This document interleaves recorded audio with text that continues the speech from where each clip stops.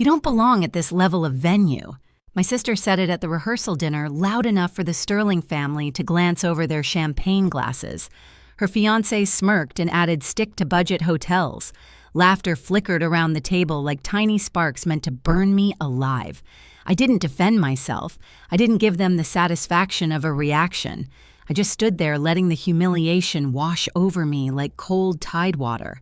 They thought I was out of place, a mistake on their perfect weekend canvas. But then the resort director walked up, leaned in, and whispered 5 words that made everything shift. "My name is Allison Hart, and for most of my life, my family treated me like the footnote in a story they believed only they were meant to tell. You'd think being the oldest would mean something stability, wisdom, maybe even a little respect. But in the Hart household, worth was measured by shine. Whoever sparkled brightest won. And I was never the one they chose to polish. Caroline, my younger sister, was the family diamond. Even as kids, she glowed, big eyes, perfect hair, the kind of smile adults praised as a star in the making. Mom built her entire identity around presenting Caroline as a masterpiece. Dad played along simply because it was easier than arguing. And Ethan, our brother, found comfort in superiority. He was the golden boy, the financial prodigy, the one who looked down at the world like everything existed to validate him, me. I grew up in the quiet corners, more comfortable with books than small talk, more curious about how things worked than how they looked.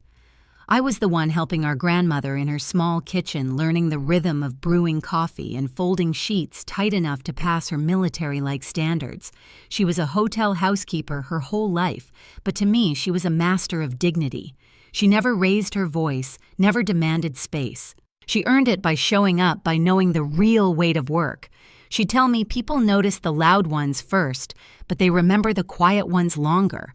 I never knew how prophetic that would become. By the time I left for college, Caroline was already modeling for local boutiques, Ethan was mapping out his 6-figure future, and Mom was perfecting the art of reminding me that I was practical, which was her polite way of saying plain. I worked 3 jobs, front desk, cafe, cleaning shifts to scrape my way into the hospitality world. Not glamorous work, but honest.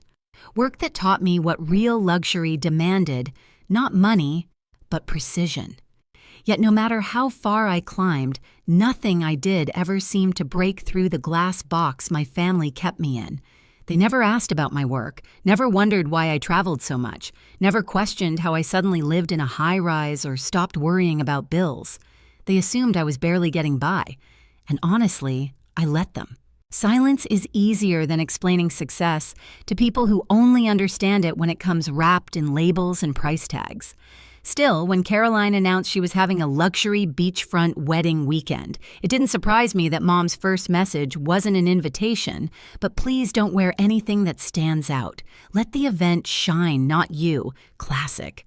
So I packed my simplest dresses, tied my hair back, and told Daniel I'd be fine going alone. He offered to come, of course, but I didn't want him dragged into the vortex of Hart family theatrics. I thought I could handle a weekend of polite distance, tight smiles, and whispered judgments. But the moment I stepped into the resort's grand lobby, marble floors, glowing coastal light pouring in, staff moving like a choreographed ballet, I sensed it immediately, my family's eyes scanning me, measuring me, calculating how I might embarrass them. I had no idea how bad it would get. I had no idea how far they would push. And I definitely didn't expect that by the end of this weekend, everything they believed about me would shatter. The rehearsal dinner shimmered like something pulled straight from a magazine, gold-trimmed glasses linen so crisp it could cut servers gliding between tables with trays balanced on steady hands. Caroline basked in it, glowing in a satin dress chosen to match the decor. She fit the scene perfectly. I fit it the way a loose thread fits a couture gown present but unwanted. I hadn't even reached the champagne fountain before Mom's eyes swept over me, sharp and assessing. "Is that what you decided to wear?" she murmured, as if my navy dress might infect the room with mediocrity. I gave the safest answer I knew, silence. But silence didn't save me. Caroline looped her arm through Lucas's and floated over the two of them, grinning like royalty addressing a peasant. She leaned in, her perfume sugary sweet, her voice anything but. "You don't belong at this level of venue." The words came out smooth, practiced, like she'd been waiting to deliver that line. Lucas didn't skip a beat. "Stick to budget hotels," he added, sipping his champagne, his tone dripping with effortless dismissal. A few guests pretended not to hear. Others didn't bother. Someone at the next table stifled a laugh. Ethan arrived right on cue, drink in hand, smirk in place. "Honestly, Allison, I'm impressed you made it here without getting lost. These kinds of places aren't your scene." He meant it as a joke. He always did jokes, coated in cruelty. Valerie Sterling, perfectly poised in her diamond earring, stepped closer just long enough to offer a smile that didn't touch her eyes. "It takes confidence to show up somewhere so elevated," she said. The pause before the last word did all the talking. Each comment was a shove, small but deliberate, pushing me toward an edge they assumed I'd eventually fall from. And maybe once years ago I would have, but not now. Not after everything I'd built. Not after every sacrifice no one in this room knew about. Still, I didn't argue. I didn't defend myself. I nodded steady and expressionless, letting their words land and settle wherever they wanted. But when Lucas lifted his glass and said loudly, "Family photos are next immediate family only," that was the first cut I actually felt. He didn't even look at me when he said it. He didn't need to. I stepped back, letting them gather under the terrace lights, posing like the perfect family they pretended to be. Yet as I stood alone, the ocean wind brushing past me, I noticed Jason, the resort director, watching from across the room. He checked his tablet, hesitated, then started walking toward me. Something in his expression told me this night was about to turn. The terrace was quieter than the ballroom, the ocean humming below like it understood things people didn't. I leaned against the railing, letting the cool breeze press against the heat, rising in my chest. Their words still echoed polished insults, wrapped in family smiles. I'd grown used to being underestimated, but tonight it hit different. Maybe because they weren't just dismissing me, they were erasing me. Behind me, laughter burst from the ballroom, Caroline's laugh, high and glittering, the sound of someone thrilled with her own performance. I closed my eyes and exhaled. Staying silent had always been my shield, but tonight it felt like a weight I could barely carry. Footsteps approached. Soft, measured, professional. Allison. I opened my eyes. Jason stood there, tablet in hand, expression tight. Not with judgment, but concern. "We need to talk," he said quietly. My pulse shifted. "Not fast, shallow, controlled. Not here," I whispered. He nodded and motioned toward a side hallway away from the guests. When the door closed behind us, he lowered his voice. "I'm sorry to bother you during your family's event, but there's an issue developing." I almost laughed. If only he knew the half of it.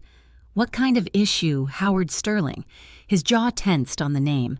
He's been arguing with staff, questioning charges, claiming we're upcharging uneducated guests. He hesitated, then added, "Maria is in tears. Jonah, too." A familiar protective anger stirred in me, the kind you don't learn from books, the kind you inherit from women who clean rooms with pride and leave the world better than they found it. "What exactly is he disputing?" I asked. "Everything he personally requested," Jason said. "Late-night catering, upgraded bar service, the premium linens. He signed the approvals, but he's threatening complaints, bad reviews, demands a meeting with the owner." Of course he did. Men like Howard never yelled at their sons, they yelled at staff who couldn't yell back. And Jason continued lowering his voice even more. "There's something else." He held up his tablet. "The documents you requested, the ownership transfer, it's all finalized, effective as of this afternoon." I let the words settle. Not shocked, I'd been waiting for this confirmation, but the timing was almost poetic. Down the hall, I heard Caroline's laughter again. Then Mom's voice, sharp and proud, a fragment of Lucas bragging to a group of guests. I imagined them posing for more photos, drinking champagne I technically owned, floating through a venue they believed they were too good for, and believed I was too small for. Jason waited as I processed. He didn't know the whole story. He didn't need to. What mattered was the question in his eyes. "Are you ready?" I straightened my posture. "Where is Howard now?" "Lobby." Pacing. "He's demanding to speak with the owner immediately." My jaw set. "Then bring him to the executive office in 10 minutes. Jason blinked. "Should I tell him who he's meeting?" "No." The word was calm, solid. Final. I stepped past him, heading down the corridor, my heels echoing against the polished floor. Each step felt like shedding a skin I'd carried for years. Quiet daughter, overlooked sister, convenient target. They thought my silence meant weakness. They were about to learn silence was just preparation. The executive office sat at the far end of the administrative wing, past a frosted glass door guests rarely noticed. Most people assumed it belonged to some high-ranking manager.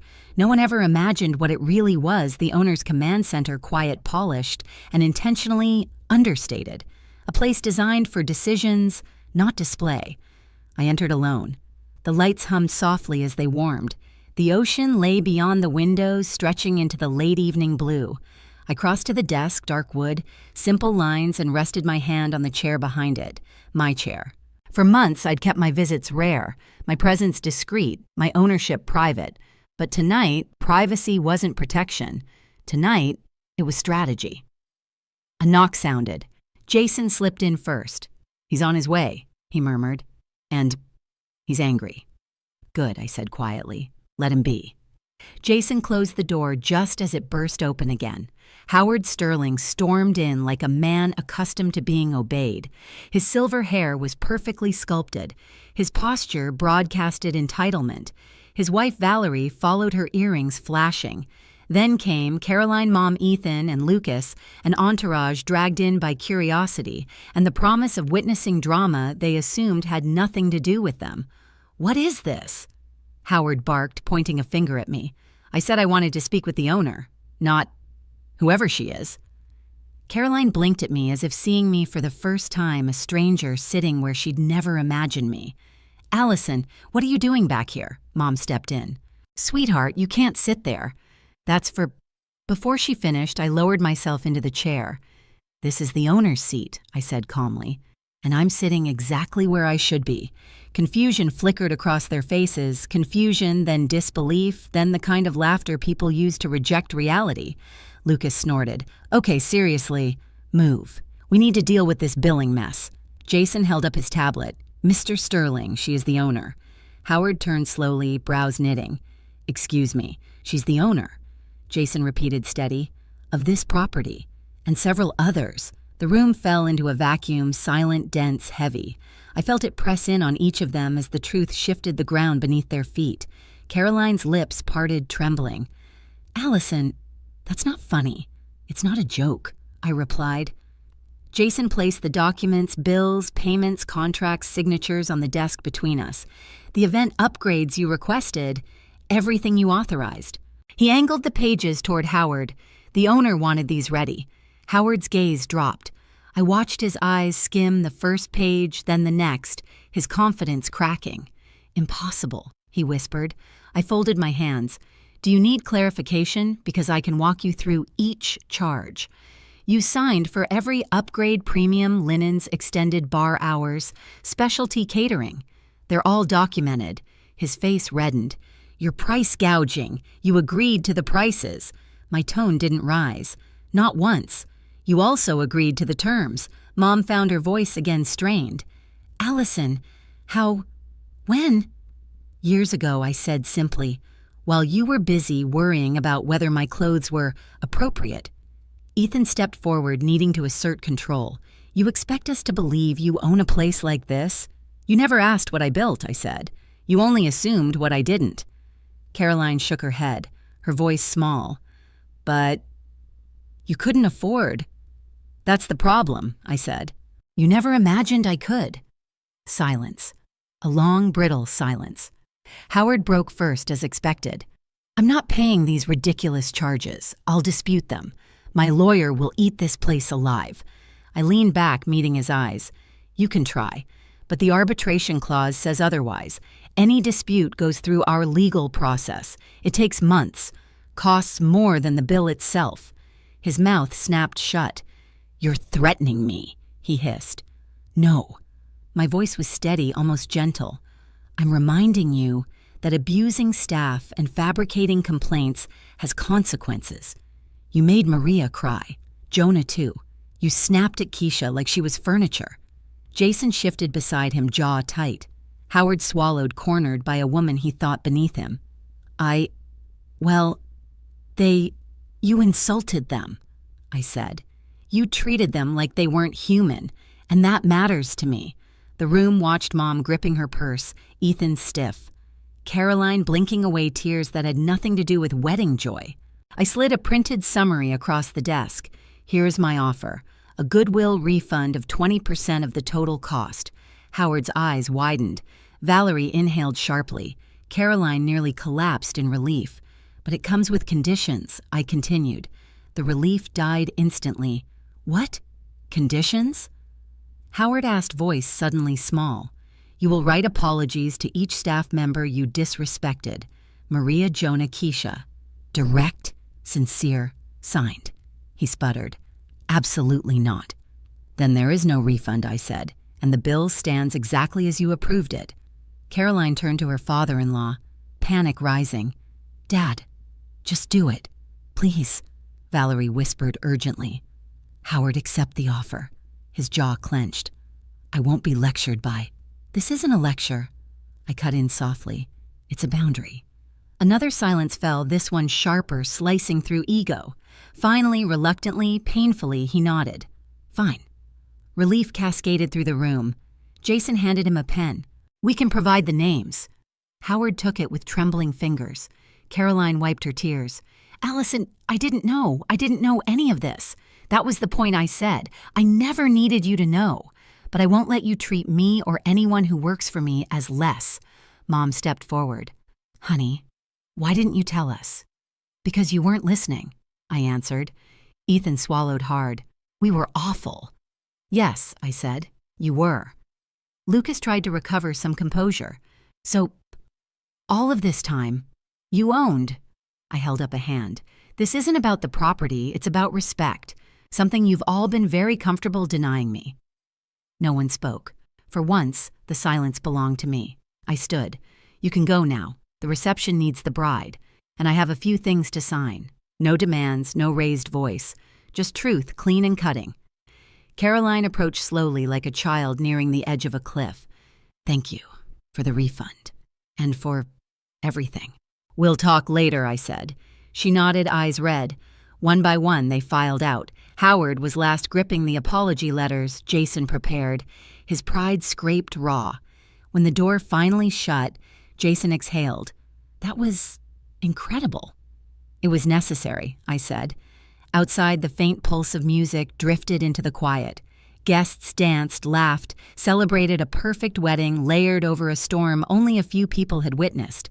I looked at the documents on the desk, ownership, responsibility, boundaries long overdue. This was the moment everything shifted exactly where it needed to. Do you want me to continue with part 6? Resolution and aftermath. 300 words, ban Danoi. Part 6, resolution and aftermath. 300 words, chat GPT Danoi. The reception was in full bloom by the time I stepped back into the ballroom, lights, soft music, warm guests, blissfully unaware of the storm that had just rerouted the entire night. Caroline spotted me first. She broke away from a cluster of relatives and hurried over, still glowing in the way only brides do, but her eyes told the truth. She'd been crying. Allison, she breathed, voice trembling, I'm so sorry for everything I said, for everything we said. I didn't rush to comfort her. I simply let her finish something no one in our family ever bothered to allow. I never meant to hurt you, she whispered. I was so caught up in appearances, the currency of her world. I know, I said. Just stop mistaking kindness for weakness. She nodded, and for the first time in years, she reached for my hand, not out of show, but out of something real. Ethan approached next, looking more unsteady than I'd ever seen him. I was an ass, he said bluntly. I thought I was above you. Turns out I wasn't even close. He huffed a broken laugh. I'm sorry, Allison. I nodded. Be better, that's all. Mom came after slower, her pride deflated into something softer. I'm proud of you, she whispered. I just wish I'd seen you sooner. I met her eyes. I wish that too. She pulled me into a hesitant hug, the kind we hadn't shared since childhood, and for a moment the years of distance didn't feel so heavy. I found a quiet corner as the night moved on, sipping water, watching the glow of the room. Howard had already handed the apology letters to Jason. Small steps, but steps nonetheless. Then my phone buzzed. "Daniel, you okay?" "Me, yes." For the first time in a long time, the wedding continued around me, Caroline laughing, Ethan dancing badly, Mom fussing over centerpieces like nothing had changed. But something had. The balance had shifted. Not because I wanted revenge, but because I demanded respect. By the time the last song faded and the guests drifted toward the exits, the resort felt different, lighter, somehow as if the walls themselves had been holding their breath all night. I stepped outside onto the terrace, letting the ocean air wrap around me.